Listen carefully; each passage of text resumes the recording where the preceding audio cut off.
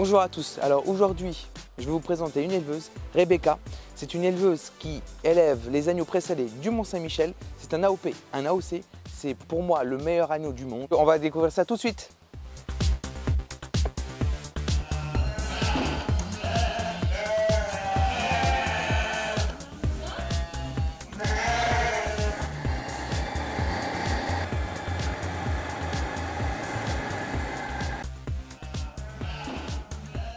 Alors, Rebecca, on est dans ta bergerie. Qu'est-ce qu'on va faire?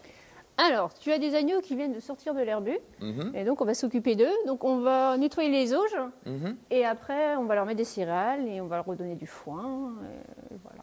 Ok, et donc très ce bien. que je te propose, Ouais. c'est de m'aider. D'accord, ok. Pas de souci. Donc voici la fourche. Ok.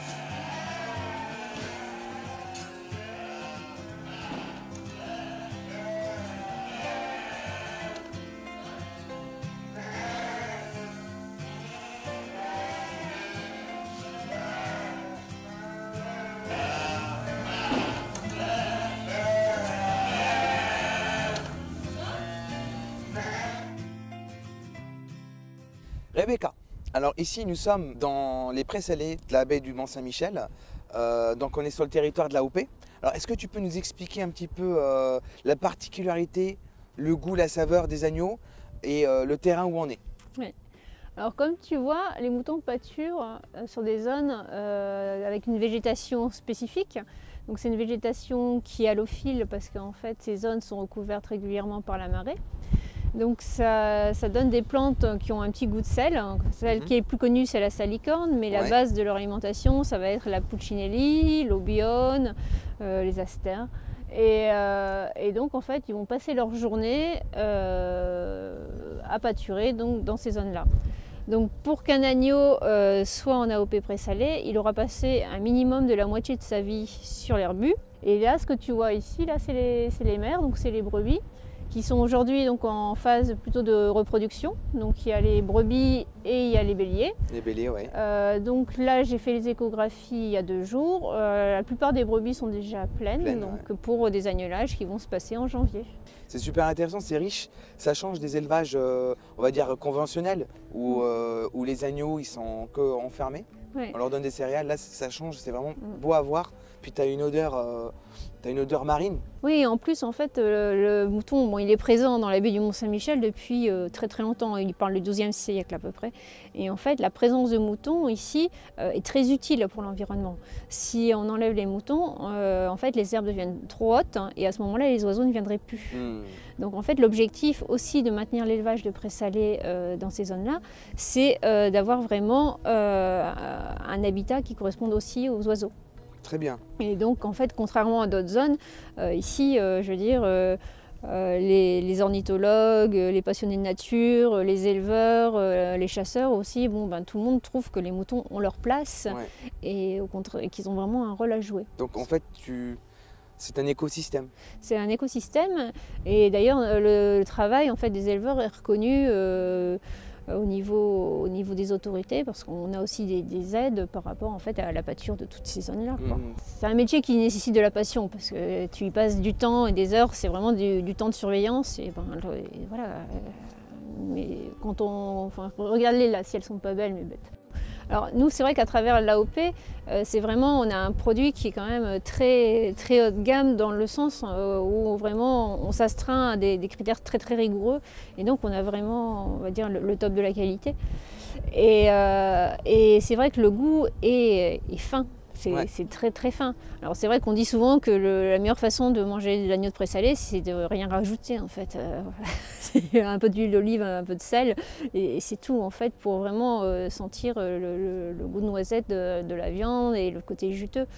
Et c'est vrai que quand tu vois un gigot, quand tu achètes un gigot de présalé, tu vois qu'il est clair, il est blanc, il est long. Enfin, c'est vrai que c'est très différent d'un gigot, d'un agneau qui va être élevé en bâtiment, qui va être plus court, et une viande un peu plus foncée et plus odorante aussi. Tout à fait. C'est vrai qu'il y a En plus, il prend le temps de grandir. C'est vrai qu'un agneau classique, bon, à 4-5 mois, il est vendu. Nous, ici, on est plutôt sur l'agneau qui a 10 mois. Ouais. Et au contraire de ce qu'on pourrait penser, en étant plus vieux, mais en ayant poussé plus lentement, et ben, en fait, il se trouve plus savoureux sans être plus fort.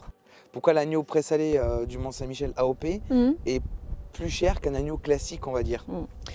Alors, il y a beaucoup de raisons. Déjà parce que nos brebis vont être moins productives du fait du mode d'élevage. Plus tu nourris ton animal avec des concentrés, etc., plus il va être capable de produire plusieurs agneaux et de les élever. Donc ça, c'est le premier point. Donc, les races qui sont ici ne sont pas non plus les races les plus prolifiques. Il y a des races qui sont à plus de 2 agneaux par an. Là, ici, déjà, quand on arrive à un 4, un 5 en naissance, c'est déjà bien. Ensuite, comme l'élevage est très extensif, à des moments, on a des agneaux, ils vont se sauver, ils vont se perdre, et on ne va pas forcément les retrouver. Donc plus de pertes. Il y a plus de pertes, ouais. D'accord. Après, donc, les agneaux, pour être AOP, ils vont avoir un certain nombre de critères à suivre. Donc, je t'avais parlé qu'ils doivent passer la moitié de leur vie sur l'herbu, mais il y a aussi des critères en termes de couleur de gras, de tenue de gras, de poids, et donc en fait tous nos agneaux ne vont pas être commercialisés en AOP. En AOP. Voilà, il y aura un tri. Donc il y a à peu près 10-15% d'agneaux qui sont déclassés.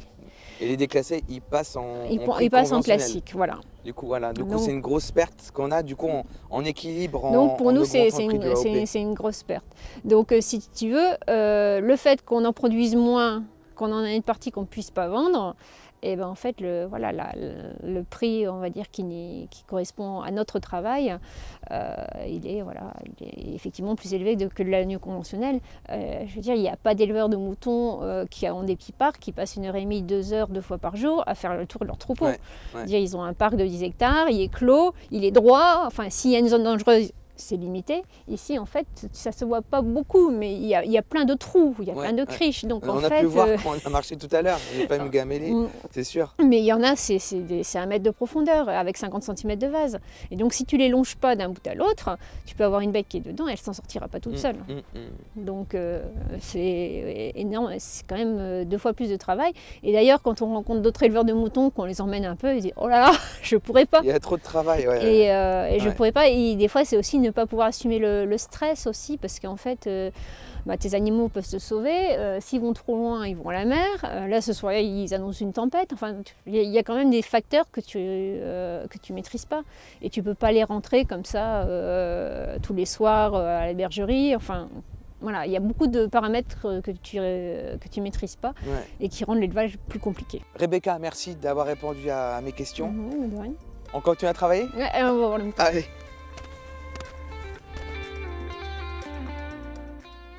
Avec un immense plaisir de vous avoir présenté notre éleveuse Rebecca.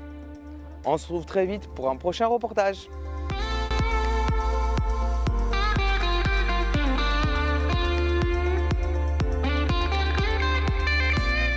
À force de planter des moutons, je m'endors.